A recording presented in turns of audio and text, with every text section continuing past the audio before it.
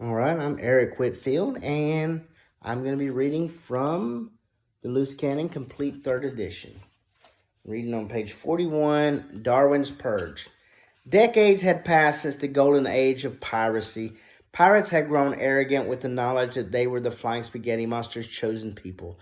No longer did they bury treasure to keep it from corrupting others with greed, instead, keeping the gold and jewels for themselves. They no longer sailed around distributing candy to young children. They forced their religion on others, demanding that non believers follow the Flying Spaghetti Monster. The great pirate leaders, Moses with his divine favor, David with his prowess in battle, Solomon with his profound wisdom, had moved on to the beer volcano and stripper factories of heaven. There was no one left to alter the pirates' sinful course. The Flying Spaghetti Monster would defend them no longer. Chapter 2. A ninja stealthily crept towards his prey. He prepared to leap at the unsuspecting man, but he sensed something was wrong. He turned around to see a bearded old man. He struggled to recognize him in the darkness, but then it came to him. It was the sly demon Charles Robert Darwin himself. The ninja pointed his sword at the creature, prepared to defend himself. "Get back, fiend," he shouted, "or I shall cut you down." "Your skills are no match for me," Darwin said. "I have powers beyond imagination. You are a ninja. You are not supposed to be stealthy and undetectable." "How then did I see you?" Shaken by his apparent lack of sneakiness, the ninja responded, "How?" "I used the dark power of observation. I merely opened my eyes and looked around." Darwin gloated. "Incredible," said the ninja. "Teach me more." "There are four dark powers of science. I will teach you the other three, but only on the condition that you lead the ninjas in a final purge of the pirates," Darwin said. "I have fought them in the past, but extermination seems like a little too much," the ninja responded. "I guarantee once you learn all the powers, you will want to destroy them all. Do we have a deal?" The ninja thought for a minute. "Yes, it's a deal," he agreed reluctantly. Darwin smiled.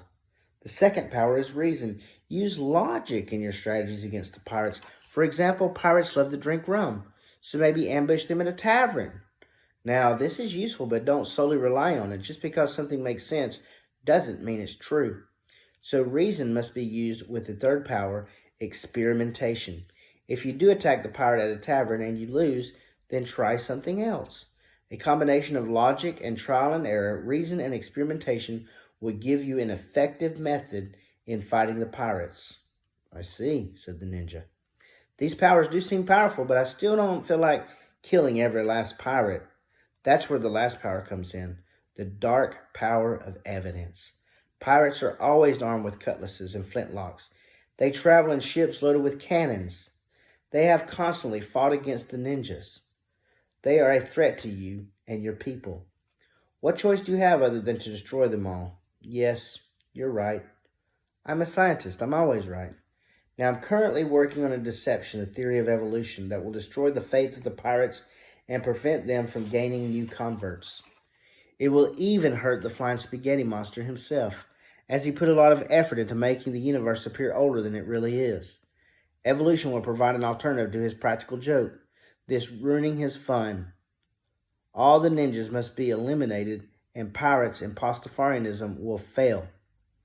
The ninja, jazzed by this information, went forth and spread his new knowledge of science. Pirates have never been the most skillful fighters.